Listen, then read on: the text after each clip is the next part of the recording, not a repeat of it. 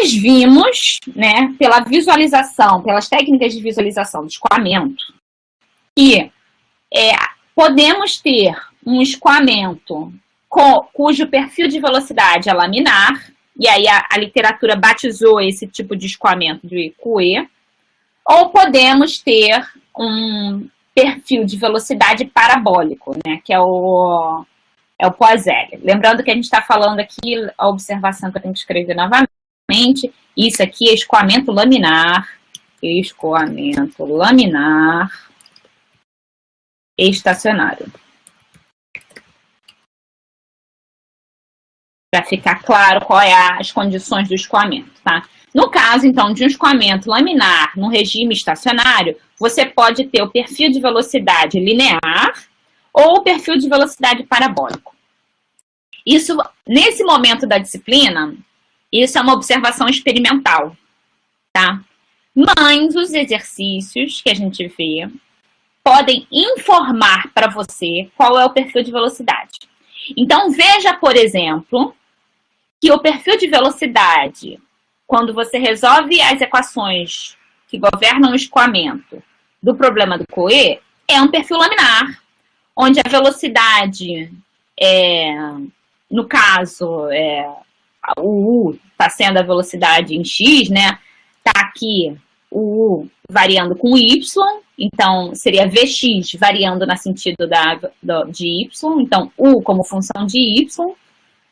E aí essa função, então, é uma função descrita pela equação da reta, tá? É uma função linear.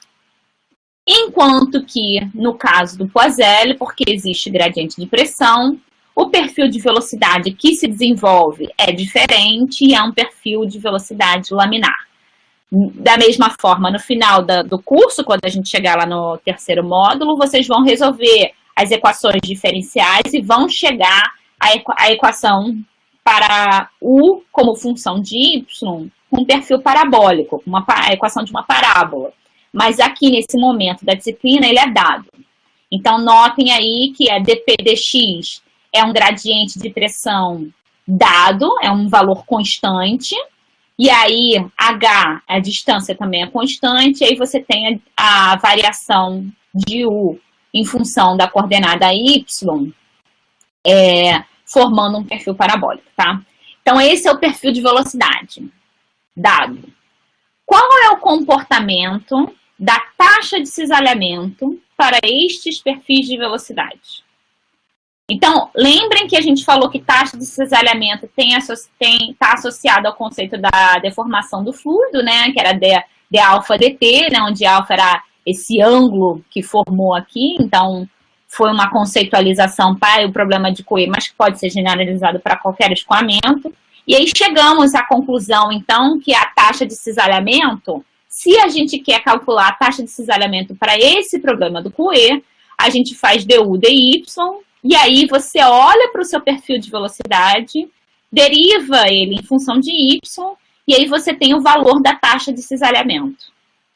Observe que, apesar, estou falando então vou destacar de quem eu estou falando aqui, né, para ficar claro que eu estou falando do QE, por enquanto.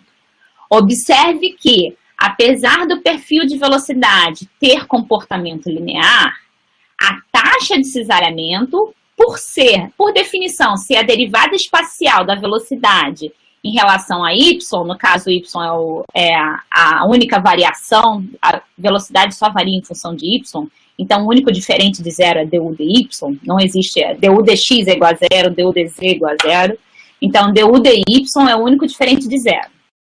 E ele é um valor diferente de zero e constante em todo o domínio, todo o escoamento. Em qualquer ponto desse escoamento, a taxa de cisalhamento é constante.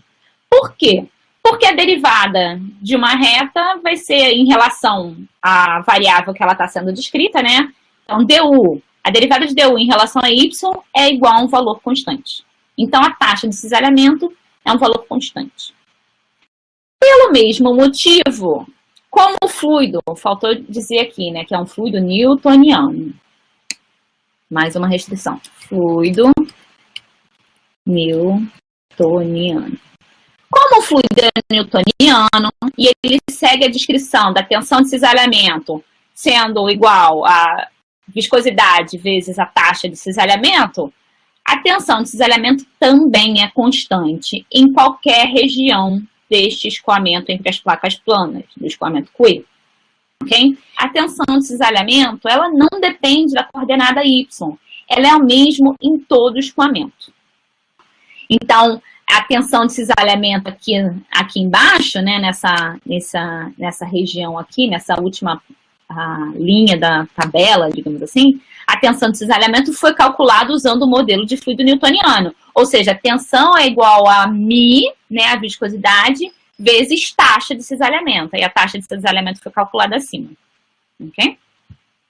E aí a gente pode ir, então, para análise para o caso do escoamento parabólico.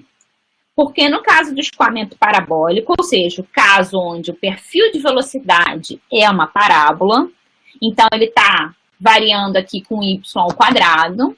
Se a gente deriva a velocidade em relação a y, ou seja, calcula a taxa de cisalhamento, a gente tem uma reta, um perfil. A taxa de cisalhamento agora ela é descrita por um comportamento linear. E aí você pode perguntar qual o valor da taxa na placa inferior, qual o valor da taxa na placa superior e qual o valor da taxa no centro do escoamento. E o mesmo é válido para a tensão de cisalhamento. Então, você pode calcular a tensão de cisalhamento na placa, a tensão na placa inferior, na placa superior e no meio. Aí, observem as características do perfil de velocidade versus a tensão de cisalhamento. Aonde a velocidade é mínima? A velocidade é mínima nas placas, porque as placas estão paradas e, portanto, a velocidade na placa é igual a zero. Condição de contorno de não deslizamento, tá? Então, a velocidade é mínima na parede. Vamos escrever aqui, ó. Máxima, ela é no centro da tubulação. Velocidade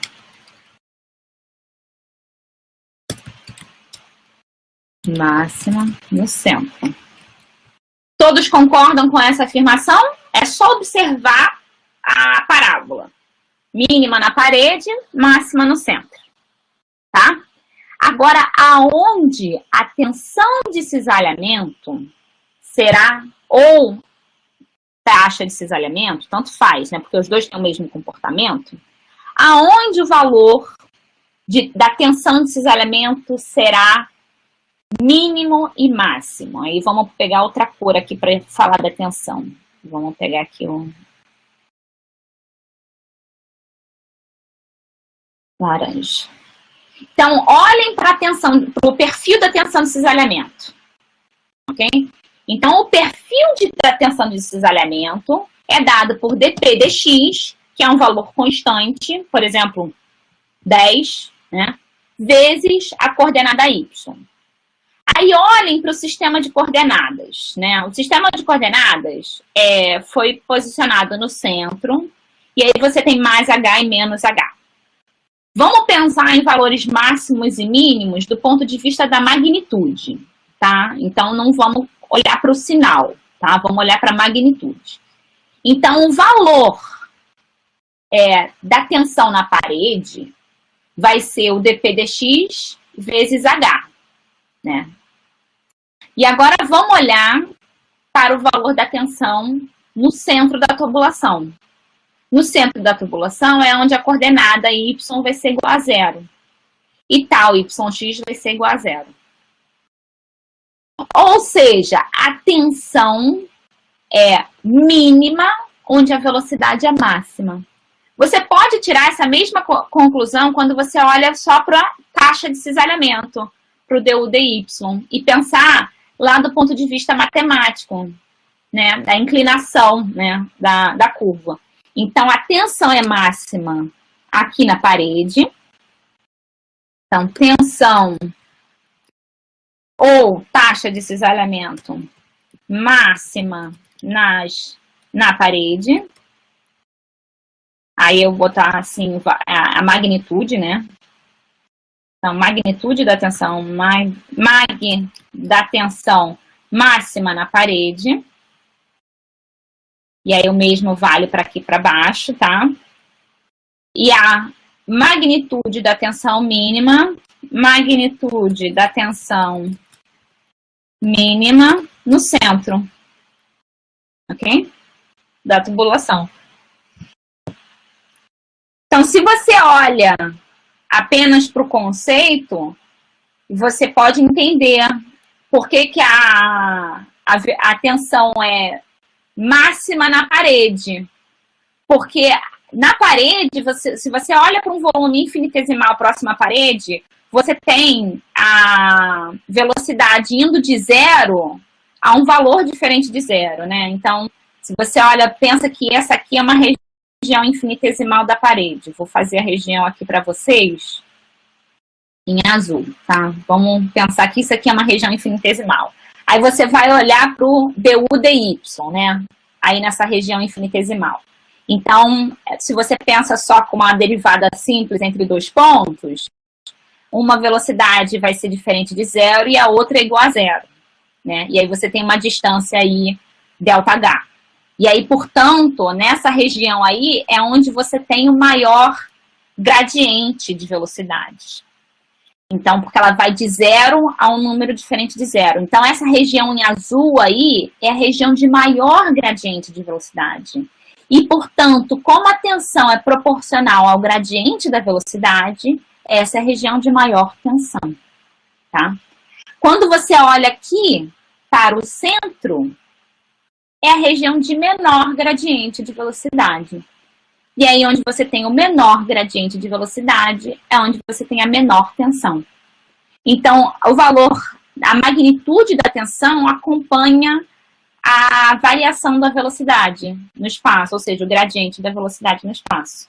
Maior gradiente de velocidade, maior tensão. Menor gradiente, menor tensão. Ok?